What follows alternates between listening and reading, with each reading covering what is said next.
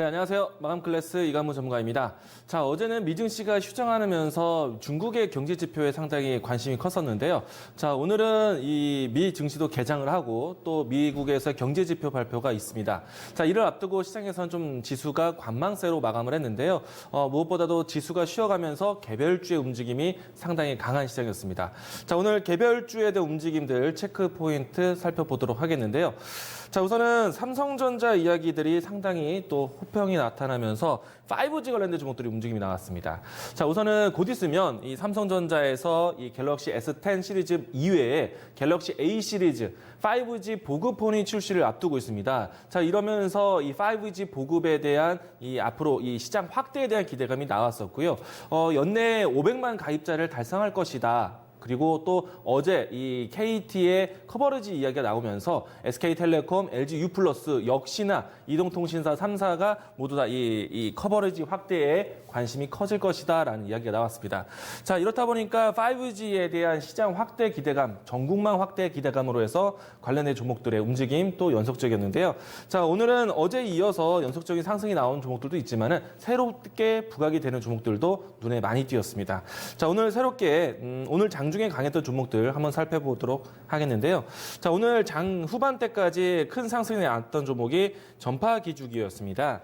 자, 주가 차트 보시면은 5G로 분류되었던 종목 중에 하나였는데 사실 최근 3개월 동안에 주가에 큰 관심을 못 받다가 오늘 5G에 대한 후속주 찾기로 해서 움직임이 상당히 크게 진행이 되었습니다. 역시나 시장에 대한 관점이 5G에 대한 앞으로에 대한 성장성, 트렌드, 메가 트렌드로서 보기 때문에 일단 대장주 위치의 종목들이 움직임이 크게 진행되고 난 다음에는 후발주 찾기에 대한 연속성이 나오고 있다라고 보시면 좋을 것 같고요. 우선은 전파기주국은 오늘에 대한 탄력이 상당히 크게 진행되었기 때문에 내일장에서도 주가, 그러니까 앞으로에 대한 시장 흐름들이 좀 더 연속적인 흐름들 예상해 볼 수 있지 않을까 생각을 해봅니다. 자, 전파기주국은요, 이 주봉 상태로 해서 그동안에 음봉 주간이 좀 있었는데 이 부분들이 이제는 브레이크 잡고 반등이 나왔습니다. 따라서 매물대에 대한 앞으로 상단에 대한 돌파 좀 추가적으로 볼 수 있을 것 같은데요. 상단에 대한 가격대 5,000원 가격대, 그리고 이 가격대를 돌파하기 위해서 하단을 본다라면은 4,000원 가격대, 이 라인대 안에서 박스권의 진행들 예상해 보도록 하겠습니다. 자, 우선은 5G 관련된 종목들에 대한 후속주 찾기인데요. 오늘 또 역시나 강했던 종목들, 어제 이어서 FR텍이 또 추가적인 상승이 나왔습니다. 우선 주가 차트를 보게 되면요, 최근에 전고점 위치를 돌파하고 난 다음에 이 새로운 이 매물대가 없는 자리를 진행되고 있기 때문에 전고점에 돌파한 종목들에 대해서 추가적인 탄력이 잘 나오고 있습니다. KNW도 사실은 이 신고가 형태가 나오는 때에 상단에 대한 매물대가 없었기 때문에 추가적인 연속적인 상승이 상당히 좋았었는데요. 이와 같이 전고점 돌파하는 종목들. 어제 같은 경우에는 RFFCIC 이와 같은 종목들을 본다면은 전고점 돌파하고 난 다음에 추가적인 이 상승 추세가 빨랐다는 점. 가격 차트로 본다면은 34,000원대 돌파하고 난 다음에 추가적인 탄력이 나왔다는 것. 그렇기 때문에 FR텍과 같은 흐름들을 앞으로도 연속적으로 차트를 보자 이야기를 드리도록 하겠습니다. 자, 오늘 머큐리 종목도 상당히 강했었고요. 또 대한광통신이 장 초반의 움직임이 상당히 진행되었습니다. 자, 이렇게 5G에 대한 연속성, 후발주 찾기에 대한 관심으로 이어가자 이야기를 드리겠습니다. 추가적으로 설명을 드린다면은 이 KT, SK텔레콤, 그리고 또 U+, 직접적인 관계 회사를 찾는 것이 더 중요하다는 것 이야기 드리겠습니다. 자, 두 번째 뉴스로 보도록 하겠는데요. 오늘 사실 중국 소비주 관련된 종목들이 강했습니다. 소비주들이 강한 이유의 가장 큰 이유는요, 어제 중국의 경기 확장 지수, 그러니까 제조업 지수가 좋게 나오면서 글로벌 이 경기에 대한 침체 국면보다는 확장에 대한 기대감을 좀 가져왔었죠. 일단은 중국에 대한 지표뿐만 아니라 미국의 소비 지표도 상당히 견고하게 나왔고요. 또 오늘은 우리나라 소비 지표가 나왔는데 전년비 대비해서는 크게 나아진 점은 없었지만은 전월 대비해서는 나아진 포인트. 그러니까 미국과 중국의 무역 협상이 어려운 국면인데도 소비재 부분들은 다시 움직임이 좋았다는 측면으로 소비주들이 상당히 강했습니다. 사실 미국에서도 또 이와 같은 종목들이 움직임이 일찍이 나왔었습니다. 유통주들이 시장 저점을 좀 잡고 반등을 하는 추세였고요. 우리나라 안에서는 현대백화점 이와 같은 종목들이 일찍이 지난주부터 움직임이 좋았었죠. 현대백화점 차트 보도록 하겠습니다. 자, 지난주 주 초반에서요. 이 오랜 기간 동안의 하락 추이 그리고 낙폭과됐던 종목들에 대한 저점 매수세, 순환매가 나타나기도 있었습니다. 그런 관점에서 유통주가 새롭게 이 저점 매수세가 들어오기도 했었고요. 우선은 현대백화점이 들어오고 난 다음에 오늘은 이 호텔신라 이 움직임까지 더해지기도 했었는데요.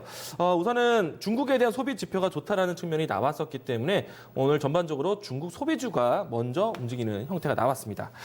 우선 아모레퍼시픽이 크게 움직임이 나왔었는데요. 주가 차트를 보시게 되면은 그동안에 21선의 이동평균선에 따라서 계속 저항대 받다가 최근에 와서 21선 이동평균선을 올라타고 난 다음에 저점 순매수, 그러니까 저가 매수세가 낙폭과대 종목으로 올라왔습니다.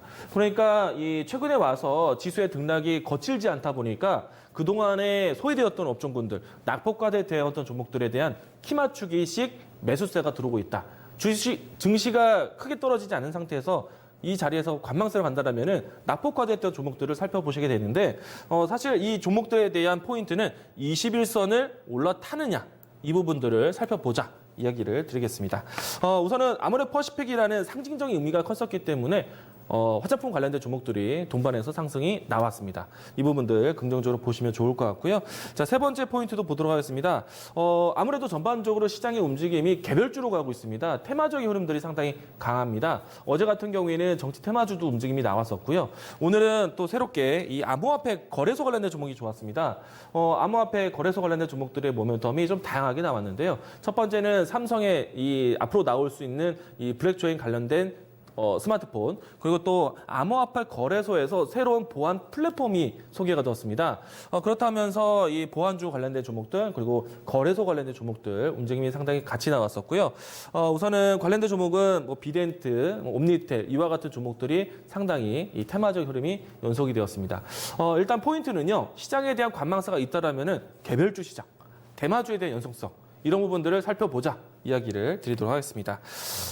우선 내일장에 대한 준비로 가보도록 하겠는데요. 오늘 우리 증시가 이 시장을 관망했던 이유는 오늘 나타날 수 있는 경기 지표 그리고 또 미국과 중국의 무역 협상에 대한 이야기들에 대해서 오늘 밤에 나오지 않겠는가 이런 이야기들이 나오겠는데요. 자, 우선은 미국과 중국의 무역 협상이 어제 밤사이 동안에는 사실 협상이 어려워질 수 있다. 일정을 못 잡았다. 실패할 것 같다. 이야기들이 나온 상태고요.